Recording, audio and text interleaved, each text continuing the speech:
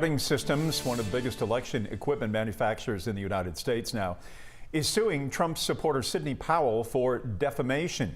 Powell was one of the attorneys behind the Kraken lawsuit challenging Georgia's election results. She spent weeks pushing conspiracy theories and unfounded accusations of election fraud, which were endorsed by President Trump.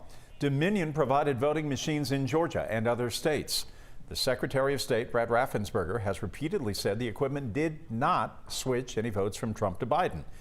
Now the manufacturer is seeking $1.3 billion in damage, saying it has spent millions on security for its employees and damage control for its reputation. This comes one day after the Trump campaign voluntarily dismissed 4 lawsuits challenging his election loss in Georgia. They reiterated the president's continued unsubstantiated claims of voter fraud and equipment issues.